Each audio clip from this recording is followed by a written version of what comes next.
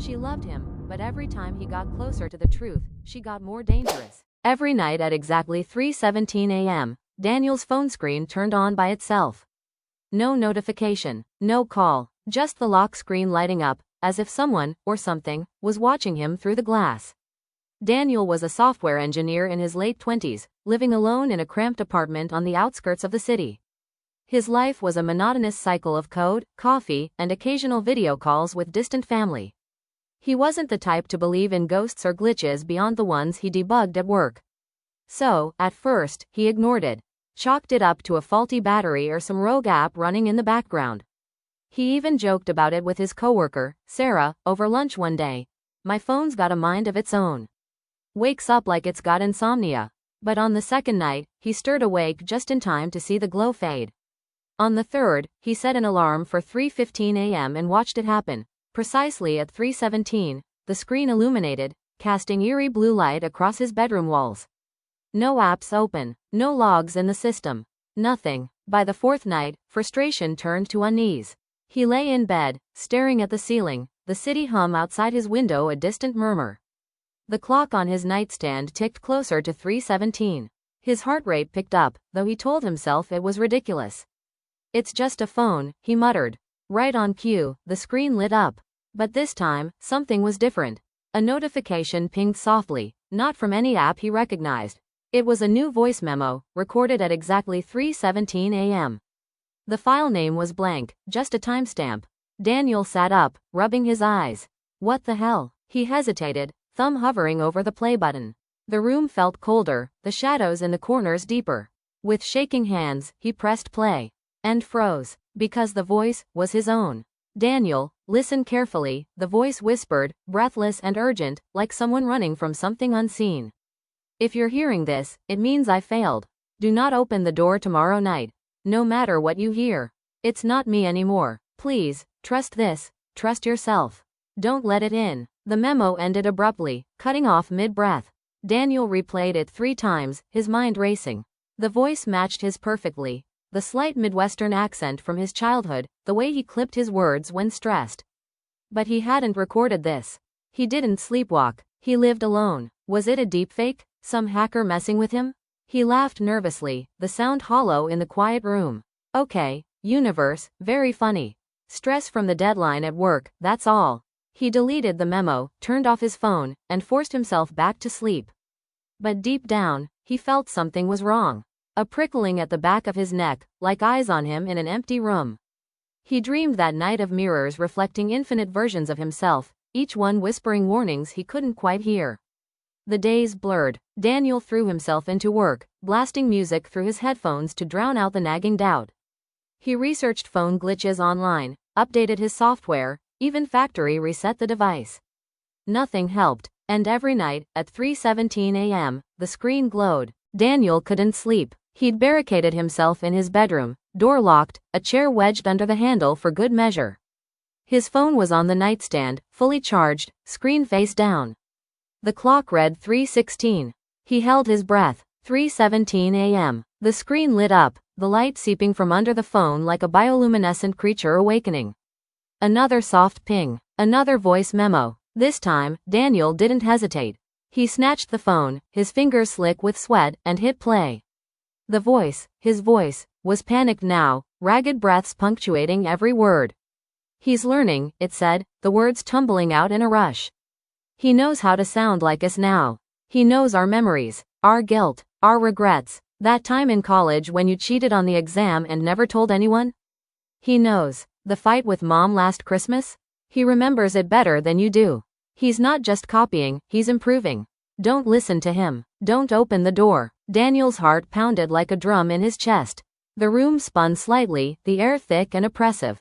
"Who is he?" Daniel whispered into the darkness, his voice barely audible. He clutched the phone tighter, as if it held answers.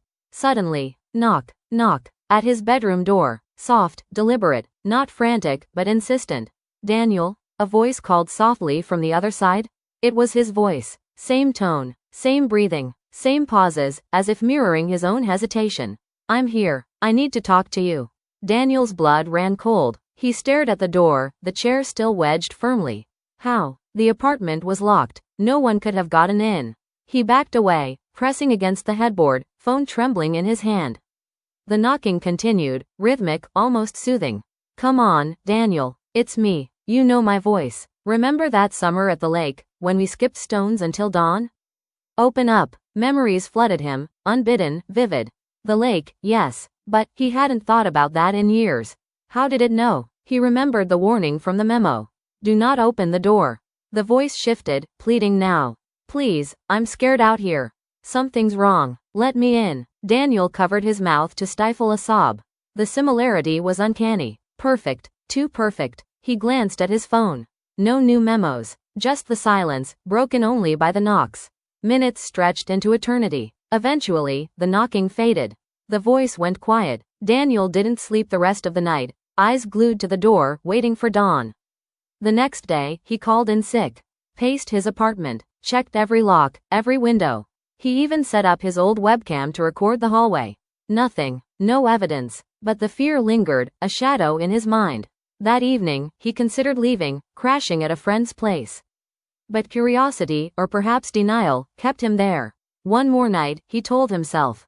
To figure this out. As the clock approached 3:17 a.m., Daniel was ready. Phone in hand, lights on, a baseball bat by his side.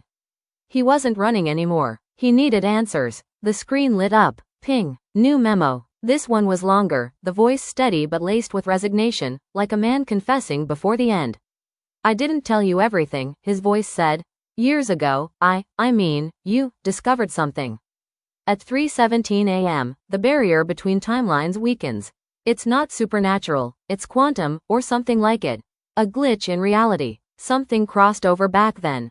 It wears us, lives our life better than we do. And once it replaces you, you don't disappear.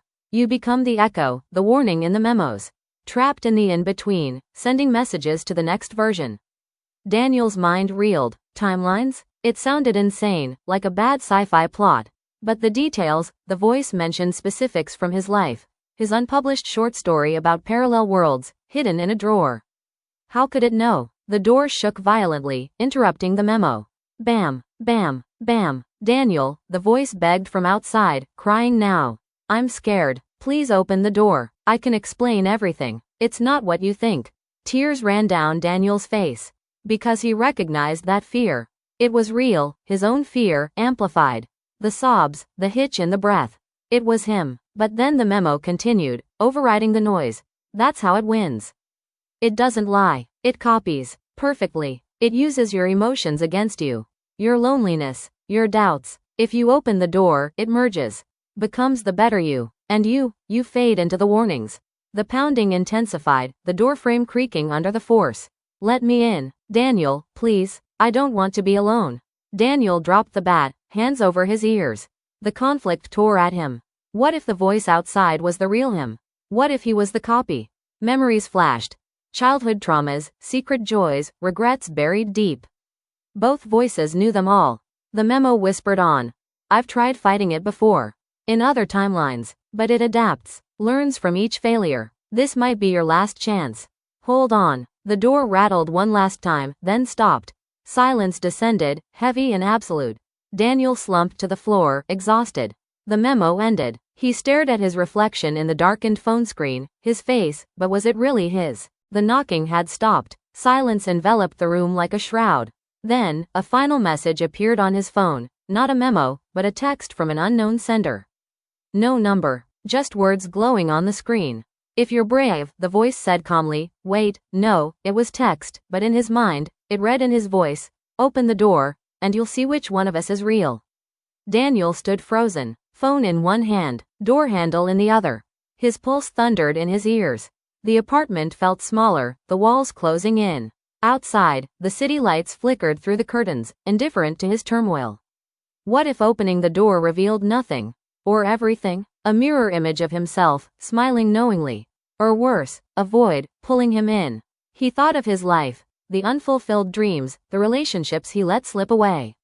If something could live it perfectly, fix his mistakes, achieve what he couldn't, did it matter who was original? The clock ticked to 3:18 a.m. The screen went dark. No more messages. No more knocks. Only the choice remained, hanging in the air like a noose. Daniel's hand tightened on the handle. And then,